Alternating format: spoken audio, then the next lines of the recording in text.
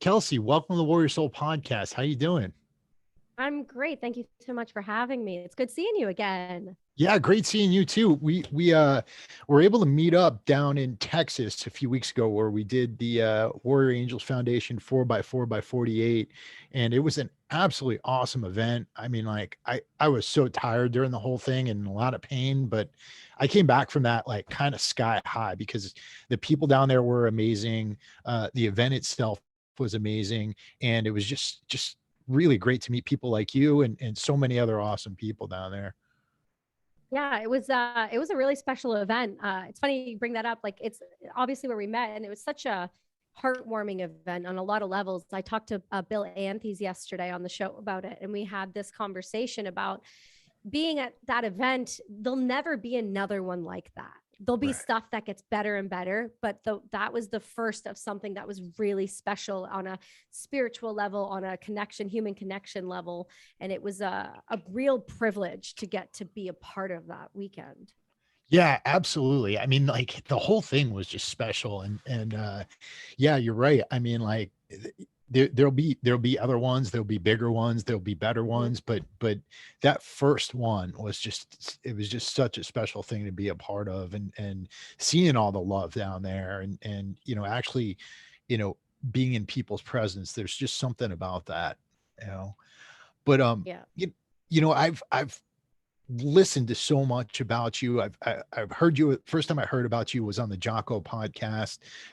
You went on there and you went through your story, which is absolutely amazing Yeah. and um, I'll say horrific in some instances. And you've been through so much with everything, but you've also triumphed, and you're in business. You've got brass and unity going on. I have my bracelet. I actually took it off for a second because I was uh doing some things here with my wrist, and the 9 millimeter round was getting into my joint. But Yeah. One I of these love the guys. bracelet. Oh yeah, and Yeah. everything that you've been doing, and you Thanks. actually gave a bunch of those out when we were down at the event. But you've been up in Canada, right? And what's Mhm. been going on this year with you guys? I know your business has grown like crazy, but there's also been some other things going on. You want to kind of get into that? Yeah. Yeah, I'm glad you listened to that episode. I'm glad you could listen to it while it was up. I appreciate that. Thank you. Uh, I have a story like every other person in the world, right? I just got an opportunity to tell it. I got an opportunity to work with some people, and I'm really fortunate to continue to have those opportunities. Um, but yeah, for me, the country in Canada, it's its own thing right now, right? I'm Canadian. I'm a Canadian veteran. I served as a Canadian artillery gunner on the M777s, deployed as a gunner, and end up doing some other stuff with some other countries. And so, I've always been really lucky to have my background to kind of steer myself through business and into business, and I really didn't have a plan to become an entrepreneur. And Brass and Unity really came out of healing and needing a need to heal myself and feel like I could help others. And so the reason we gave those bracelets out at the event was because we wanted people to feel unified and connected, and because that's what I not only stand for, but that's what I started my company for. I want people to feel like they're not alone so that they don't ever think that suicide's an option. I always want them to know that somebody's got their back. And I just do it in a very unconventional way. Unfortunately, because of the ways that I do things unconventionally, and the state of the Canadian um, uh, landscape, political nightmare, whatever you want to call this, draconian dictatorship. There's plenty of words we could use here, my friend. Right. But because of the way that Canada is being, people like me are not really loved by people like the government or people like traditional media. We stand for something different. We stand for something called freedom. We stand for uh, no bigotry, no separation, no hate, no division. My God, when you're in the military, you serve Right. alongside everyone, all Yeah. kinds, and it's a collective of a group of humans that don't see color or anything like that. We make jokes and we are, but there's a unification and love within that. And then when you get out, when you are now amongst civilian population, it feels like at least a lot of people don't think the way we think, or they because they haven't had those experiences, they can't understand quite enough. And so when things like freedom of speech come up, or things like the right to leave the country come up, or to choose what to do with your own body come up, I'm deemed as a hateful person, which is the last thing I would ever wish, or I'm not for that. I reject that idea, and I reject that sentiment that Brass and Unity is anything but a supportful company. And in Canada, unfortunately, if you speak ill of what's happening and just our freedom of rights being taken away, then that doesn't bode well for your company. It doesn't bode well for things. So we've gotten out ahead of it as much as we can, but there's new bills put in Canada that most Canadians don't even realize are happening. There's a new bill called Bill C11, and it covers censorship over social media and media in Canada, and Canada's media is statewide. So if they don't understand it, then they can't understand it. They just say, oh, well, shadow banning. No, you have no idea the reach, right? So for us, Canada's been different, but I've been very fortunate to have a lot of American organizations and a lot of American friends, a lot of American podcasts who have kind of welcomed and embraced, what we do and who we're trying to help and how we're doing it, and so I've been really lucky. Look at me sitting here with you, right? So yeah, that's where we're at. Well, and that's the thing that kind of boggles my mind, because you're a person who served their country, sacrificed a lot for your country. If you do go and check out Kelsi's interview and the Jocko podcast, learn about her story. She's with the Canadian Army, and then actually got deployed and was in Afghanistan with British troops, right? Yeah. Jocko took it down temporarily to do some editing on it. So I would say if you want to hear that kind of story, you can go onto Lex Friedman's is up, and you can watch it on YouTube or anything like that. I've spoken about it there, or even, there's plenty of shows I've had that conversation on. So awesome. But yeah, you are definitely somebody who's been out there. You put your life on the line alongside people of all races, cultures, creeds, and everything. And your whole company is based around love and healing. And to think, I with this whole Elon Musk trying to buy Twitter thing, I saw a tweet. Yes. Right. And the tweet said something like, I don't get how Elon Musk is in favor of freedom of speech when he called the most progressive leader in the world a dictator. And because he is, that's the reality. Because he is. And that's the thing. I can't believe that people are either like being hoodwinked, or they're purposefully hoodwinking themselves not to see this. I go between frustration and understanding, because there's a lot of people, there's a subset of individuals who just for no fault of their own, they wake up and they turn CBC on, or they wake up and they turn Global News on, or they turn CTV on. And those are the media outlets in Canada. That's it. We don't have like a CNN and a Fox and a da. We have one, and it is publicly and very well known, funded by the media, by the current government. So the media, with whatever government is sitting, is the one who funds the CBC and people like that. And so, of course, you're not going to see that in the media. The only things you're going to see in Canada right now are very fear-based headlines and conversation. There is no conversation about unification or support, or how do we help the people that are struggling because of the literal, dangerous, unhealthy conditions that people were meant to live under. The lockdowns were so severe, and in so many places in the world, but in Canada, they just haven't really stopped. If I'm honest, they took the masks off just a couple weeks ago, and then Ontario re-implemented them again.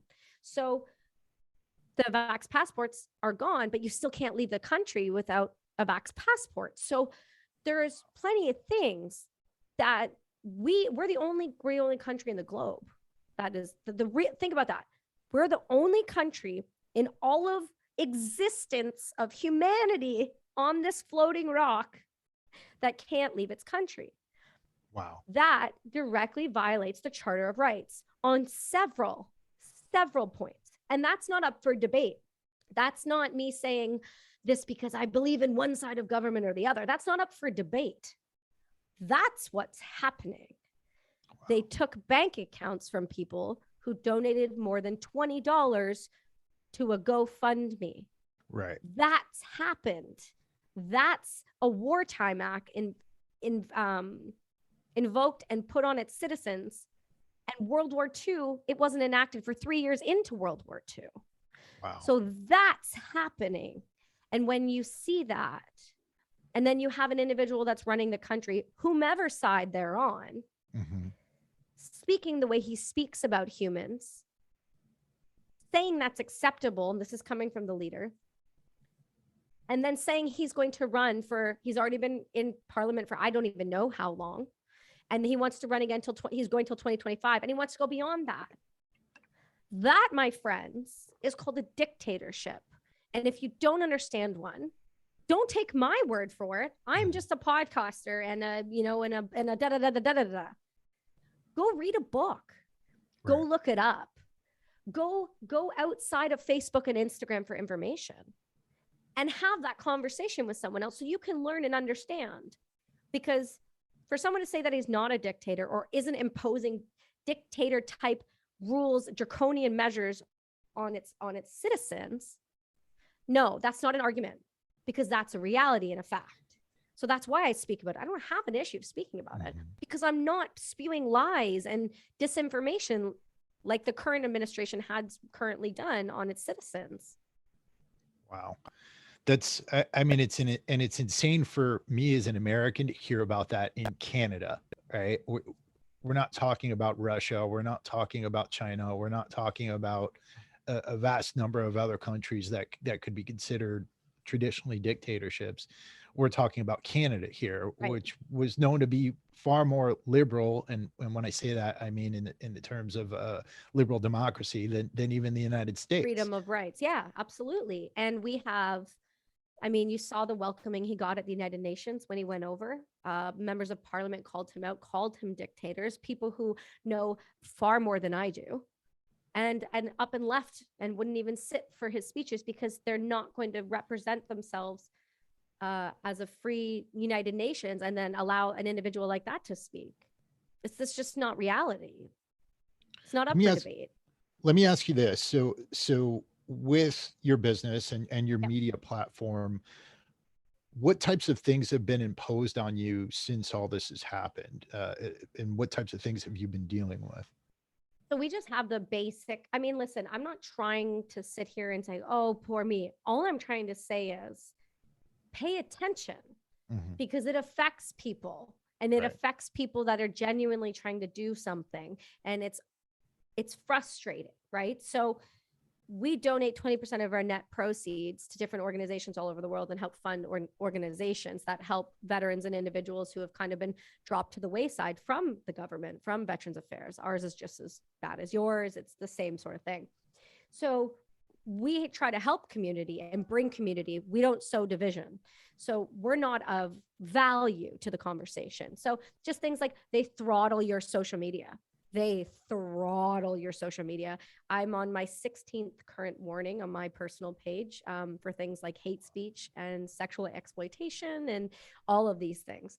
And if you go and look at my Instagram, you can see that's and then but you also, because the government has a new bill in place, they can monitor and handle social media, right? So all of a sudden in February, we got a huge hit of all of our products on Facebook. All of a sudden were no longer under the guidelines.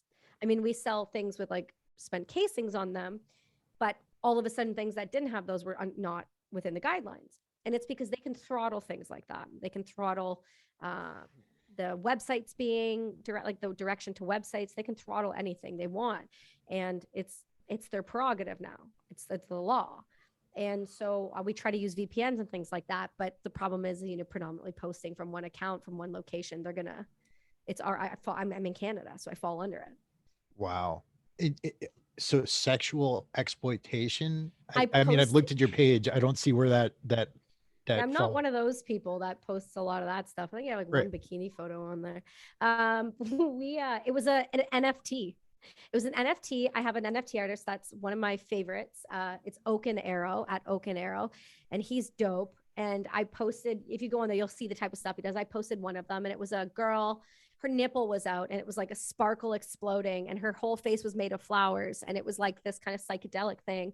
And I posted it, and someone must like taken it down for sexual exploitation. I mean, I've seen way worse stuff than that Oh yeah, from for I guess sure. you'd say the other side of things. But yeah, I mean, that's insane. That's insane. Um, Yeah, so funny, isn't it? yeah, how does the system work there? How does the prime minister get elected? How does the parliament work? Yeah, well, I mean, I wish I was more knowledgeable. I'm definitely working on getting myself Mhm. better at that. It's not something I actually paid attention to in school. But I know that honestly, I don't even know that the guy, like, it's hard to even say he has terms anymore Mhm. because he's won and then he's won again. And then he called a snap election during the Afghan pullout and he's planning on running again. So like, I mean, does it matter? So, you know, and then we had a partnership, I believe, where the conservatives the liberals just partnered with the NDP, which means the government is it's one Coalition. government now. And so there's just been the way that it is run, I don't even know that it matters anymore because the finance minister all of a sudden is very prominent in having these conversations. And she's like the mouthpiece, right? Mhm. She's the mouthpiece for him when he doesn't want to have the hard conversation, which is every time. So I wish I knew more, but at this point, I don't know that it would even matter because it does feel Mhm. like it doesn't matter. Right, They're just gonna right. do it anyway. Yeah, so I used to be a political scientist and such. Yes. So Can you help me then? a little bit. Based on my knowledge, and I wasn't a comparative political scientist, I studied international politics. But to my knowledge, the Canadian system is very much like the British system. Um, Yes. Single Yes. member districts, first past the post. And when I say that, it's not a majority that wins. It's a plurality that wins the district. The party that has the most members of parliament, they get to form a government. If they don't have a plurality, then what they do is they form a coalition with another party that can allow them to form that government. And then once he forms a government, the ministers are then, you have in Great Britain, the minister of the exchequer, which is like the treasury minister, Mhm. that has the most power, and then that's followed by a bunch of other ministries. I can't remember them all or anything like that. And then the prime minister is the leader of that government. Um, I'm not, so they can call an election whenever it suits them. Yep. Um, And he did they that can, conveniently during the Afghan pullout where there was a media blackout on anything Afghan related. yeah, yeah, and so he's got a lot of different tools that Yeah. he can use and push at his disposal. Mhm. One of the things I think that is of issue up there is that, in your charter, the freedom of speech isn't necessarily as codified as it is in our Bill of Rights, right? Right. And because of that, there's a history of these types of things being allowed in Canada. But even with our Bill of Rights, we've had massive problems with it here in the United States. Granted, Mhm. not to the extent that you guys are dealing with up in Canada, right? Yeah. And I mean, listen, a lot of people in Canada don't think they're dealing with anything at all. Right. That's the thing. It's just been done so well. It's been done like with military, like planning precision. Like it's Mhm. been done effectively. That's what gets me. Right. And here's the thing, like, because I I tend to read the comments on Twitter, not Oh. because I want to piss myself off, but because I want to see what people's psychology is. Hmm. And whenever, you had the Canadian truckers going on, it was all these people like, these people are shutting things down. They're just rabble rousers. I mean, and what No, it sounds to me like, the United States circa 1950s, the way like anti-communists were here, McCarthyism, except it's reversed now. it's it's hilarious. It's my favorite because when you see individuals, they're like, they are terrorists. I've never seen a more diverse group of age and religion and just everything across the board, just human beings like rallied together. I've never seen it. I've never seen it. And the United States can't go 24 hours without burning a city down when they have a protest. And for some reason, we were able to go like 5 weeks. We're still doing it. We still, like, you guys don't see it on the media, but we still have protests going on across the country. In every I have one beside my house every weekend because I live on the border. So like it's happening. It's still going on just because you're not seeing it in the media. It's just same reason you're not seeing the stuff that's going on in China right now in Shanghai and how aggressive and just horrific it is. Human rights violations you've never seen before, but you're not seeing it because it can't get pushed out. And that's what happens when you can control the media. You can control what gets pushed out. That's why a lot of Americans didn't even understand that there was thousands of Native American children that were found in mass graves across the country that the Canadian government and the Catholic Church are responsible for. Really? So, do you know? Okay. Do you remember when we were in the circle outside the fire and what's his name? The chief was standing up. Yeah. And he was saying, and this is why the lawyer was here that fought the Catholic Church with us. Do you remember? Like, it was like one of the Chief Phil. Yeah. I remember. Phil was saying, we were sitting by the fire. It was during the day, and he came over and said, "This is, and we will never stop saying the names of all of the children that we have lost, and that this is the lawyer that has helped us fight about it, like fight in court over it." And she was sitting on the bench, and she was like older lady in all black. Yeah, I do remember her. Yep. Okay, what he was discussing was the fact that there have been mass graves found in almost every province across the country outside of Native American residential schools, the indigenous population.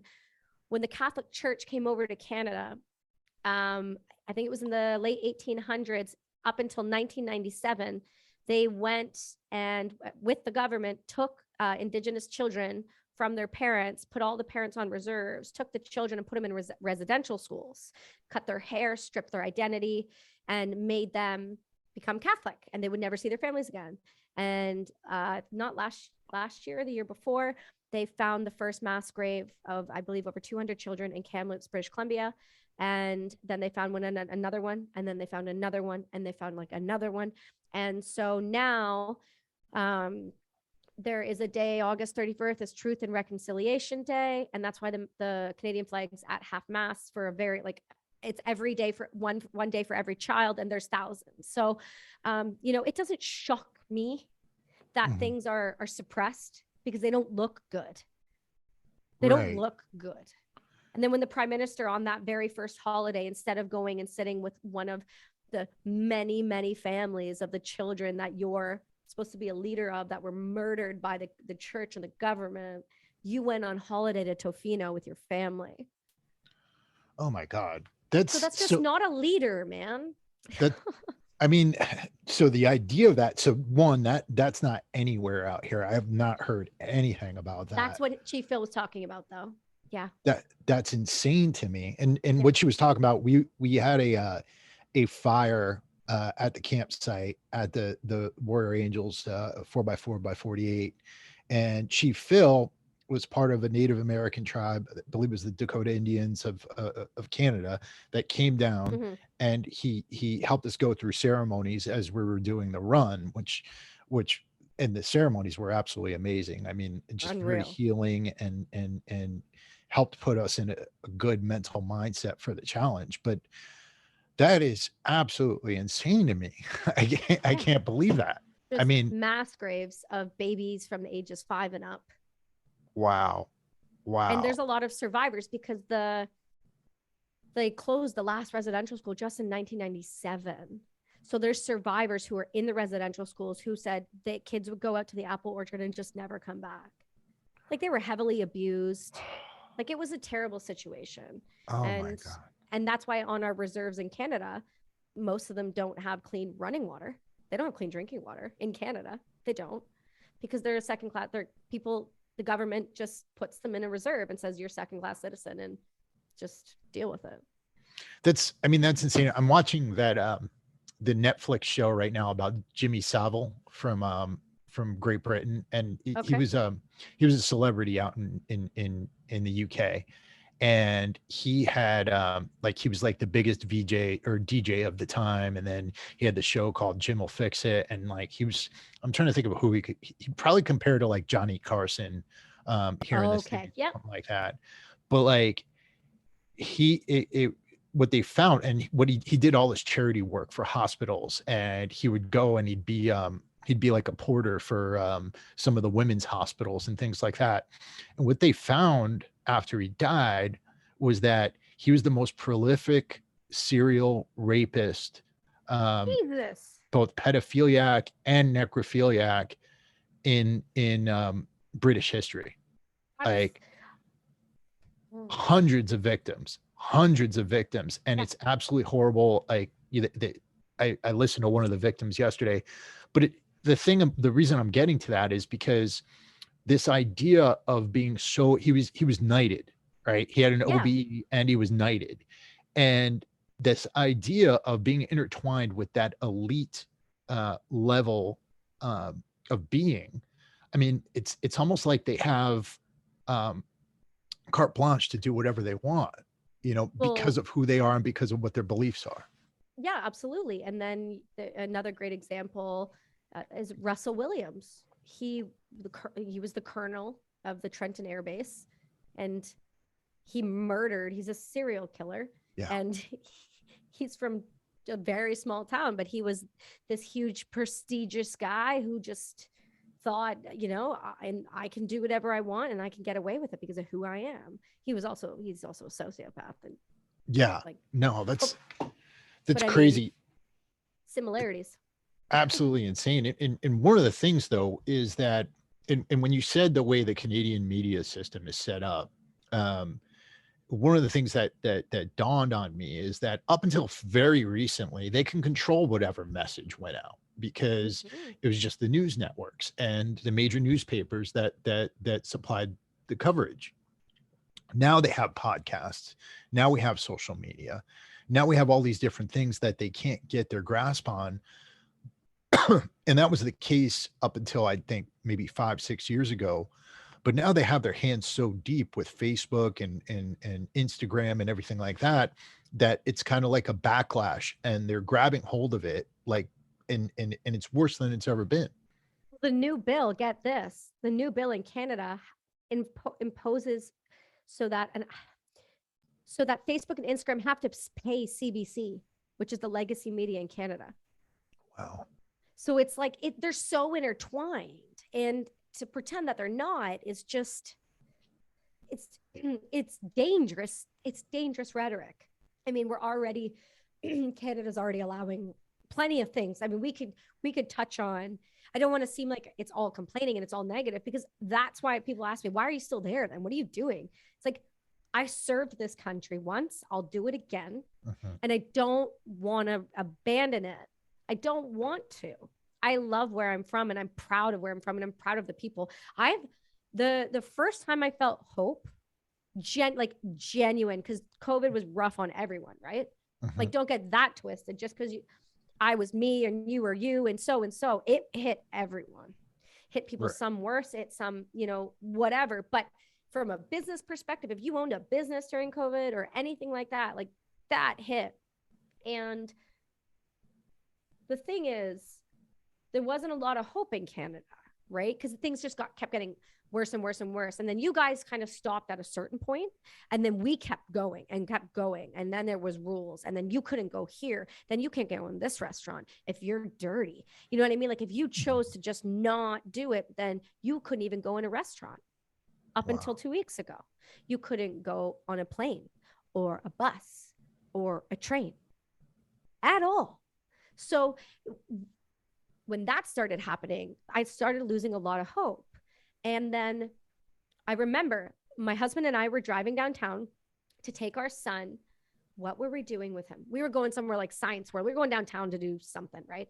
And I remember I saw all these trucks, all these transports along Highway 176 that goes to the border, and a ton of them. But all these people were out of the cars taking pictures of the trucks. I had no idea what was happening. And then my father-in-law goes, "Did you hear there's truckers going to Ottawa?" And I go, "What is happening?" And then I started seeing it. And then I was like, oh, fuck yes. Finally. And I started bawling my fucking eyes out. Mhm. I'm not exaggerating. It was the moment where I realized I'm not alone in this. There are other people in this country that don't think this is okay, that I don't have to sit in this sadness. I can be hopeful again. And so when I did the hold the line sign and I posted it, that's when we started getting hit, because that's when I made it my stance known. And that's when people like Kid Carson, he's been a radio host for like 20 years. Kid Carson show. Kid also got let go of his job because he spoke in agreement with the protest. And so now he's got his own show and he's doing his own thing, but he's not with the radio anymore because he wasn't towing the line. And so there's been repercussions if you speak out against this. Like, don't get that twisted at all. Not just to me, but other individuals. I'm having Kid on to talk about it soon, actually. And he's much larger than I am in terms of shows, right? So for him to see it and then people like us to see it, I mean, they're doing it across the board. But I won't back down on that. I won't. And people say to me, my father-in-law says it all the time, are you sure you're ready to take like what that means though? Because you'll lose it all. They'll try to make you lose it all. Fuck yeah. Why wouldn't you? What else are you doing in life? Right. What else are you willing to stand up for if it isn't everything you've put your life on the line for and your business on the line for and everything you've tried to grow? I'm not giving in. Yeah, no, I mean, you can't because you're right. I mean, what else is there? Right? What else is there? If we're going to give up all of the things that so many of our brothers and sisters have fought for and died for, and we're just going to hand it over on a plate. I mean, what else is there? What do you it just boggles my mind. I was watching a video the other day, Russell Brand, who through this, I think has developed a really great YouTube channel and is a really great source of new. I never thought I'd be saying that. Russell Brand I is love that guy. He's brilliant. I want to talk to him so bad.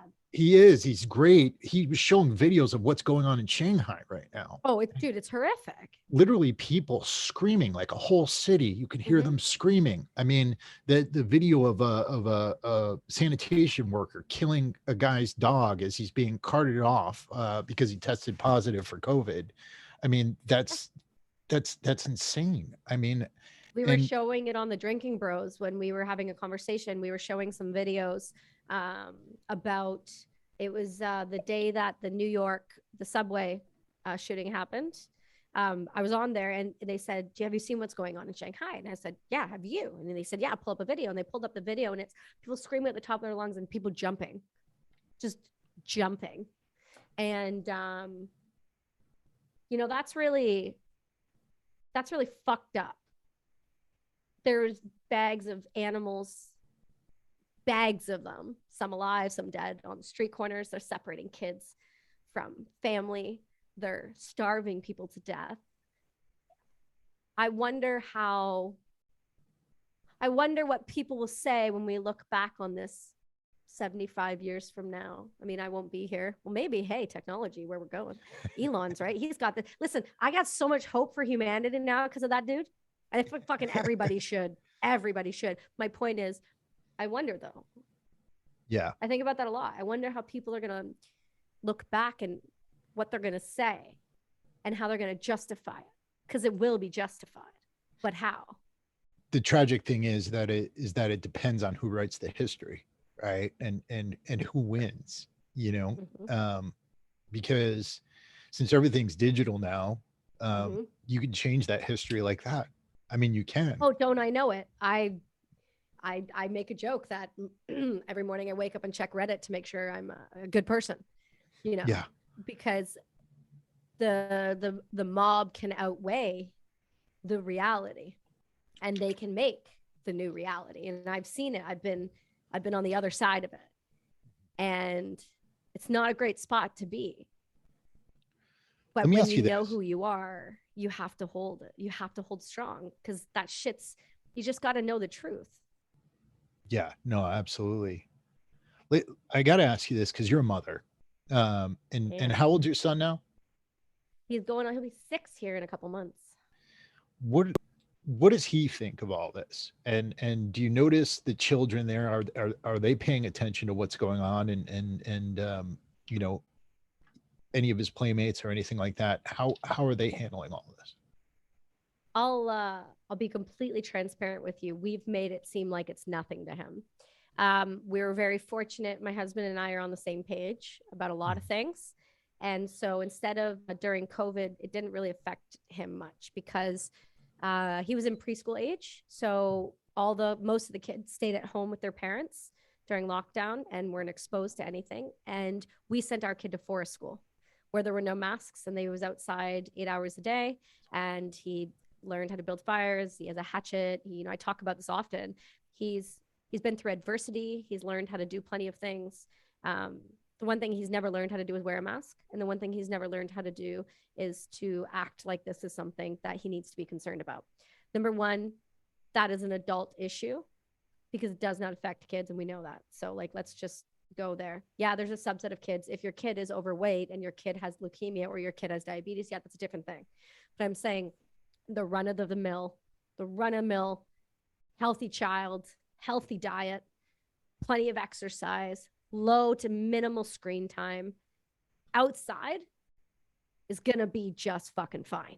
Right. So for him, he was in that program. He never had any of those issues.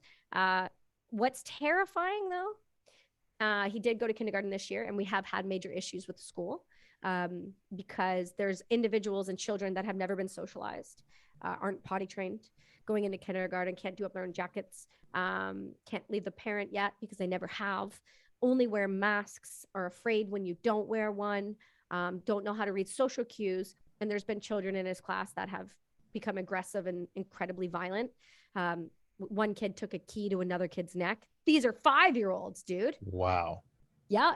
So I've had the conversation with people on the school boards and it has been very clear and they've stated across the board they have seen a massive impact on young children, COVID kids, if you will.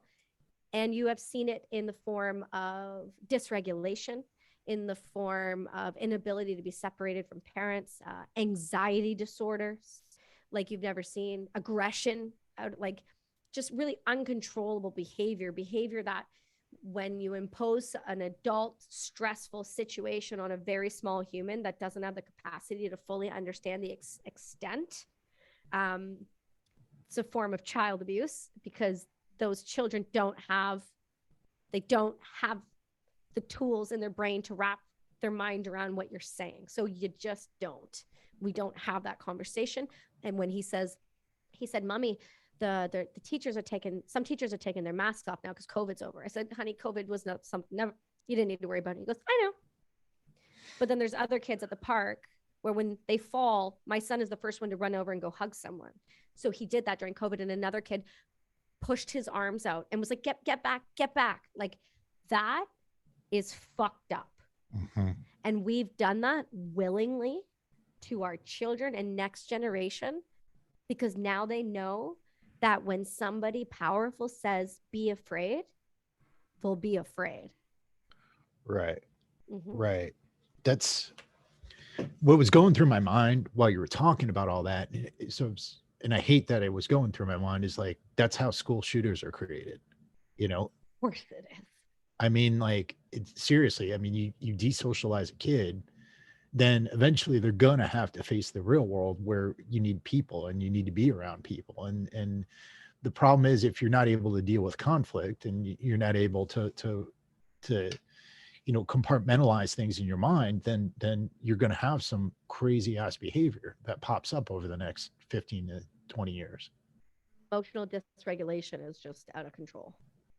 Couple that with like overdoing sugar and processed bullshit and screen, like just the stuff of being inside that house for 2 years for these kids, for that were the most formidable. What is it, like 0 to 7 is like the most formidable ages for tiny little humans, and like 2 years of that. And if you were a very like terrified person or you were overweight and unhealthy and had a ton of comorbidities, you stayed at home, man. Right. and you wore masks everywhere and gloves everywhere and you were fucking fearful. Or that's just if you believed everything you were hearing, you were like that. So can you imagine if that was your parent and you were a 2-year-old kid? So 2 to 4, that's all you knew. There's parents out there that I know personally where their kid, when they take their mask off, they scream. Wow. That's wrong to impose that on the next generation. It's crazy. That's absolutely insane. That's the scariest thing I've heard out of all of this. Of course it is, because at the end of the day, every country did it, right? To an extent, everyone wore masks. Well, for the most of it, some of America was like, fuck you. And I was like, I I'm in love it. Florida, man. Yeah, so you were fine. But for the rest of the world, all their they're going to see the same things. We're not going to see the real repercussions of this on the next generation for a little bit. We're starting to scratch the surface, but we're really not even close to seeing what the developmental delays are going to be. We know there already are with language because of the eye connection and the mouth mimic the way kids do. We already understand that kids are struggling, and anxiety and depression in early teens and hopelessness and all that is skyrocketing in America. So that's concerning. And anybody who sits there and says it's not is not thinking rationally and logically. No, or they have ulterior motives. I mean, oh yeah, I'm saying general population that don't have control over kind of the next steps. I'm saying the people that are just like, I listen to the news and I watch Facebook and that's where I get my information from.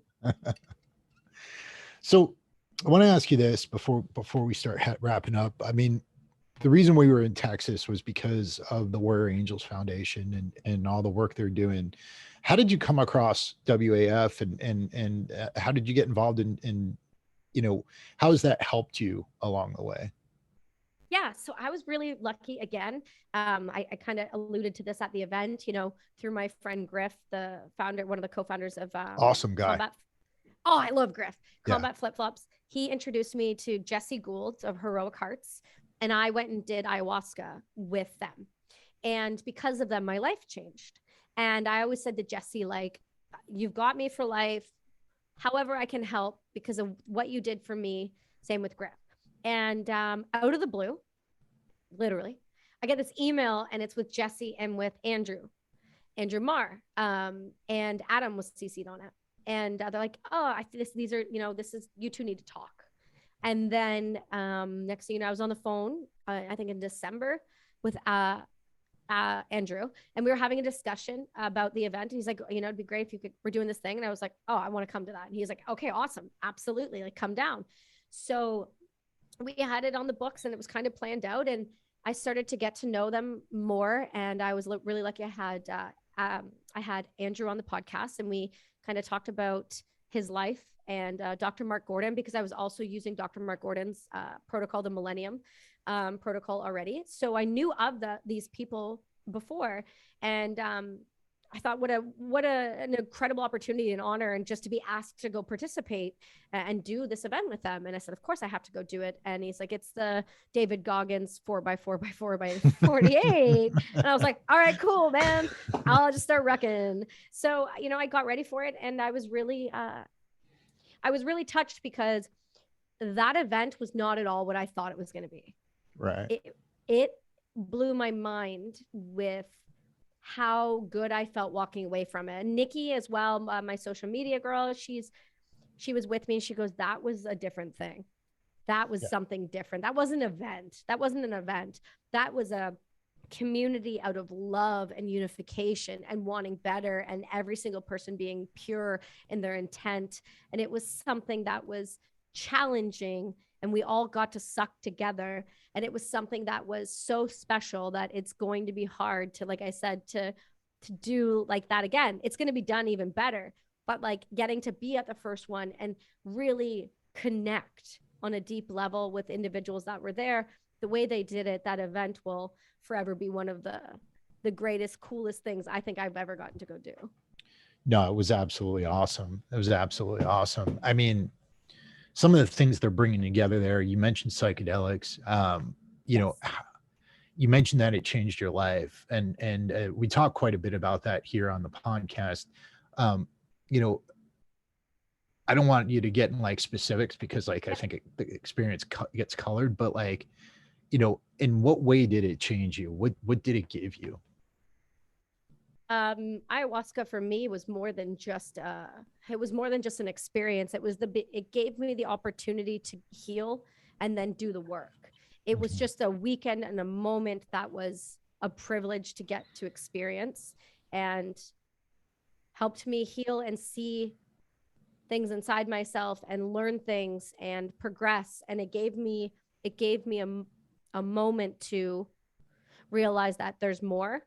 And it was a game changer in the sense of, it also helped me fulfill things that I really were missing in my life, like faith-based and community, and things that are hard to put into words. It was a restart, a reset.